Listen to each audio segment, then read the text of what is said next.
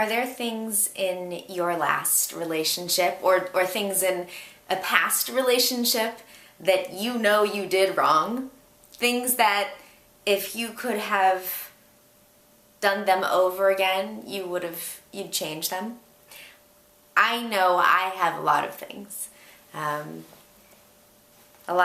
was married in the past, and there are things that I did and that I didn't do in my marriage that I wish I had, that I learned from, but still I wish that I had done some things differently. And in other relationships too. So I was looking online and I found this post that someone else did, a guy. He has a website called Single Dad Laughing. And he did a post called 16 Ways I Blew My Marriage. And it's really interesting. So I'm going to actually read it to you. It's long, but it's worth it, which is why I'm reading it to you, which I've never done in any of my videos before. Okay, so 16 Ways I Blew My Marriage. 1, don't stop holding her hand. And this is what he says about it. When I first started dating the woman I ended up marrying, I always held her hand. In the car, while walking, at meals, at movies. It didn't matter where. Over time, I stopped. I made up excuses like my hand was too hot, or it made me sweat, or I wasn't comfortable with it in public. Truth was, I stopped holding her hand because I stopped wanting to put in the effort to be close to my wife. No other reason. If I could have a do-over, I'd hold her hand in the car. I'd hold her hand on a star. I'd hold her hand in a box. I'd hold her hand with a fox. And I'd hold her hand everywhere else too, even when we didn't particularly like each other for the moment. Number 2, don't stop trying to be attractive. Oh wow, this is something I've done. I've stopped trying in relationships and learned from that. I stopped putting effort in. So anyway, back to this guy. What he says, obviously, when I was working to woo her, I would do myself up as attractively as I possibly could every time I saw her. I kept perfectly groomed. I always smelled good. I held in my farts until she wasn't around. For some reason, marriage made me feel I could stop doing all that. I would get all properly groomed, smelling good, and dressed up anytime we went out somewhere or I went out by myself, but I rarely, if ever, cared about making myself attractive just for her. If I could have a do-over, I'd try and put my best foot forward throughout our entire marriage. I'd wait to fart until I was in the bathroom whenever possible. I'd make myself desirable so that she would desire me. Number 3, don't always point out her weaknesses. And it also goes the other way. Don't point out your own weaknesses. Okay, he says, for some reason, somewhere along the way, I always ended up feeling like it was my place to tell her where she was weak and where she could do better. I sure as heck didn't do that while we were dating. No. When I dated her, I only built her up, only told her how amazing she was, and easily looked past all of her flaws. After we got married, though, she sometimes couldn't even cook eggs without me telling her how she might be able to improve. If I could have a do-over, I wouldn't say a damned thing about anything that I thought could use improvement. I've learned since my marriage ended that there is more than one right way to do most things. And that the imperfections of others are too beautiful to try and change. Number 4, don't stop cooking for her. Guys, we really do appreciate it. We do. Even if it's not great food, we really love it. Okay. I know how to woo a girl for sure. And the ticket was usually a night in, cooking a nice meal and having a romantic evening. So why is it then that I didn't do that for her after we got married? Sure, I'd throw some canned soup in the microwave or fry up some chimichangas once in a while, but I rarely, if I ever went out of my way to sweep her off her feet after we were married by steaming crab legs or making fancy pasta or setting up a candlelit table. If I could have a do-over, I'd make it a priority to cook for her, and only her. Something awesome, at least every month. And I'd remember that meat in a can is never awesome. Number 5, don't yell at your spouse. I'm not talking about the angry kind of yelling. I'm talking about the lazy kind of yelling. The kind of yelling you do when you don't want to get up from your television show, or don't want to go all the way upstairs to ask her if she's seen your keys. It really doesn't take that much effort to go find her, and yelling, by nature, sounds demanding and authoritative. If I could have a do-over, I'd try to go find her anytime I needed something or wanted to know something, and I'd have gratitude and manners when I did it. I always hated when she would yell at me, so why did I always feel it was okay to yell at her? 6, don't call names. I always felt like I was the king of not calling names, but I wasn't. I may not have called her stupid or idiot or any of the other names she sometimes calls me, but I would tell her she was stubborn, or that she was impossible, or that she was hard to deal with. Names are names, and calling them will drive bigger wedges in communication than just about anything else. If I could have a do-over, anytime it got to the point that I wanted to call names, I'll call a timeout and come back to it later. Or better yet, I'd call her names, but they'd be names like super sexy or hotness, even in the heat of the moment. I think that's something that is too easy to do and easy to forget that it's a bad thing, but names really do hurt, even if they're not horrible names, and even if you really don't mean it, and even if it's just in the heat of the moment and you apologize after. They sting and they stick. Number 7, don't be stingy with your money. As the main bread earner, I was always so stingy with the money. I'd whine about the cost of her shampoo, or that she didn't order water at restaurants, or that she'd spend so much money on things like pedicures or hair dye jobs, which are expensive. But seriously, I always had just as many, if not more things that I spent my money on, and in the end, my money was spent. We were just fine, and the only thing my bitching and moaning did was bring undue stress to our relationship. If I could have a do-over, I'd tell her I trusted her to buy whatever she wanted whenever she felt like she needed it, and then I'd actually trust her to do it. 8, don't argue in front of the kids. There was never any argument that was so important or pressing that we couldn't wait to have it until the kids weren't there. I don't think it takes a rocket scientist or super shrink to know why fighting in front of the kids is a dangerous and selfish way of doing things. If I could have a do-over, I would never, ever, not even once, fight in front of the kids. No matter how big or small the issue was, I'd maybe make a code word that meant, not with the kids here. Very good point. 9, don't encourage each other to skip working out. I always thought it was love to tell my spouse, I don't care if you don't take care of yourself. I don't care if you don't exercise. I don't care if you let yourself go. But that was lying. And it was lying when she said it to me, because the truth is, we did care, and I wish that we would have always told each other how sexy and attractive the other was anytime we'd go work out or do something to become healthier. If I could have a do-over, I'd ask her to tell me that she cared. I'd ask her to encourage me to go to the gym. I'd ask her to remind me of my goals and tell me I'm strong enough to keep them. Now that's healthy, right? 10, don't poop with the bathroom door open. Oh my, I agree. Did I just turn red? Okay.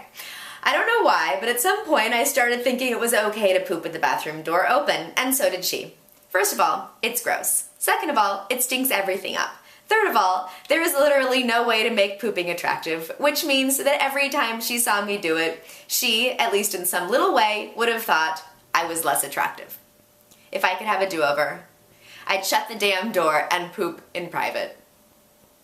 11. Don't stop kissing her. It always got to a point when I'd more or less stop kissing her. Usually it was because things were stressful and there was tension in our relationship, and so I'd make it worse by refusing to kiss her. This of course would lead to her feeling rejected, which would of course lead to arguments about it. Other times I had my own issues with germs and whatnot. If I could have a do-over, I'd kiss her in the morning when she looked like people do in the morning. I'd kiss her at night when she had a long day. I'd kiss her anytime I felt like she secretly wanted a kiss. And I'd kiss her even when my germ issues kicked in. 12. Don't stop having fun together. Age shouldn't matter. Physical ability shouldn't matter. Couples should never stop having fun with each other. And I really wish I wouldn't have gotten into so many ruts in which we didn't really go out and do anything. And I've been around the block enough times to know when the fun is missing and the social part of life is missing, so also goes missing the ability to be fully content with each other. If I could have a do-over, I'd make a rule with her that we'd never stay home 2 weekends in a row. All right, number 13. Sorry, it's so small and I'm trying to read it and expand it so I can actually read it, but sorry for my little mess ups. Okay, 13. Don't pressure each other. Pressuring each other about anything is always a recipe for resentment. I always felt so pressured to make more money. I always felt so pressured to not slip it in my religion. I always felt so pressured to feel certain ways about things when I felt the opposite. And I usually carried a lot of resentment. Looking back, I can think of just as many times that I pressured her. So I know it was a two-way street. And here's the thing too about pressure. It's not always that they're actually pressuring you. Sometimes you're putting that pressure on yourself because you think that's what they want. But it isn't necessarily. So think about where that pressure is coming from and why. Okay, if I could have a do-over, I'd make it a point to celebrate the different views, opinions, and ways that she had of doing things. I'd find the beauty in differentiation, not the threat. 14. Don't label each other with negative labels. Sometimes the easiest phrases to say in my marriage started with one of three things. Either you should have, you aren't, or you didn't. Inevitably, after each of those seemed to come something negative. And since when have negative labels helped anyone? They certainly never helped her or me.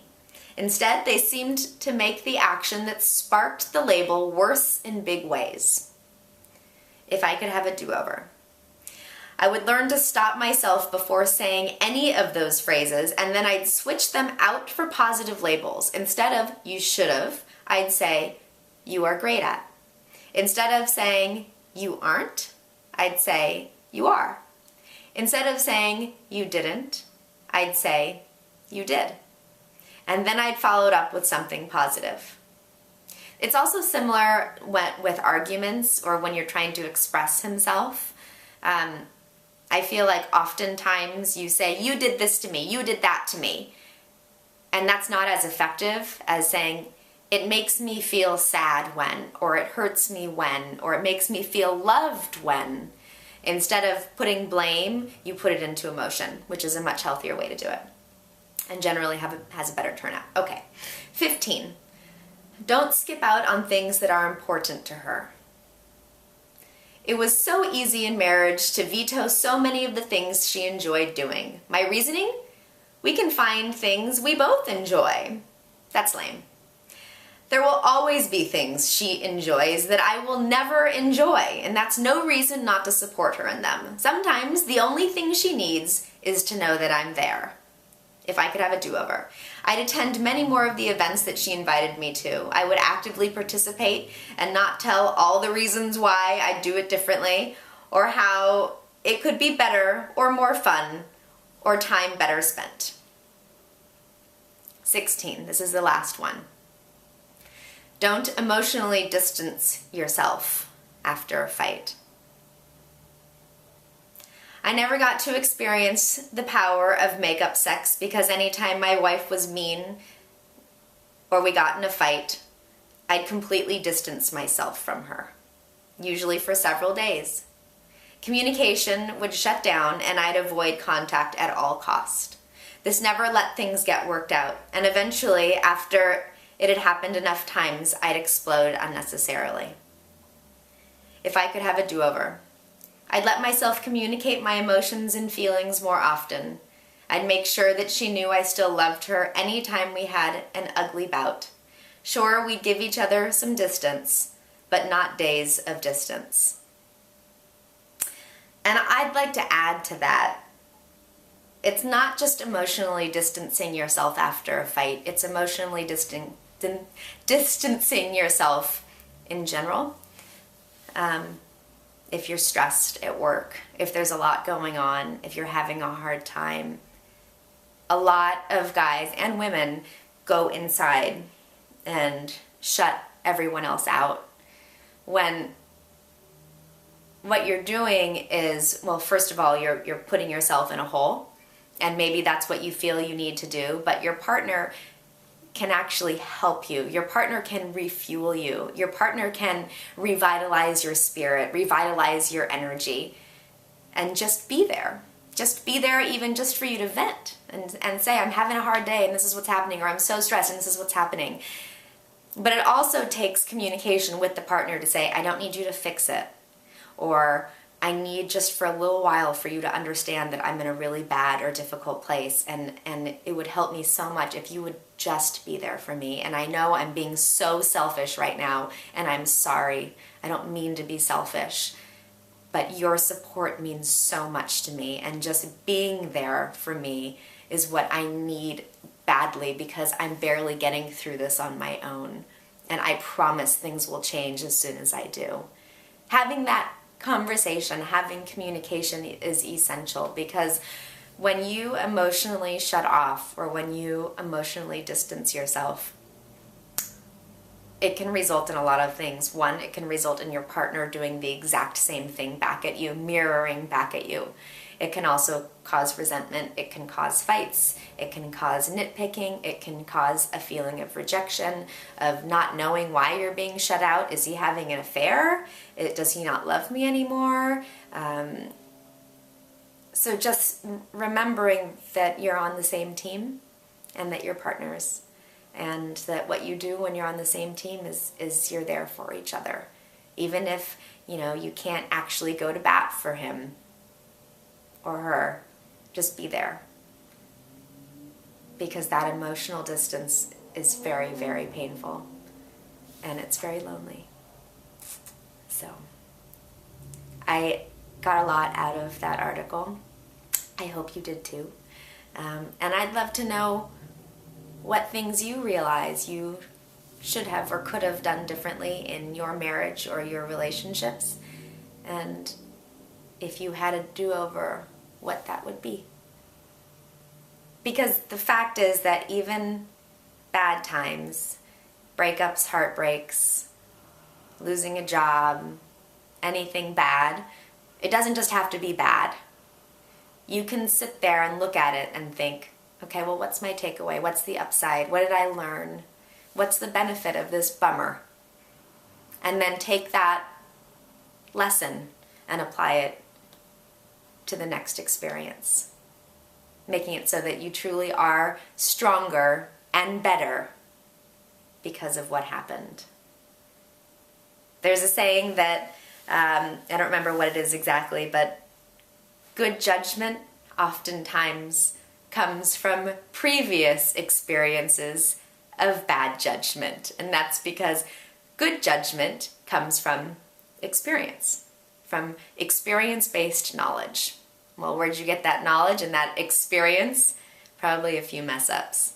I know I've had them, and I've learned, and I continue to learn. So, I'd love to know what you learned.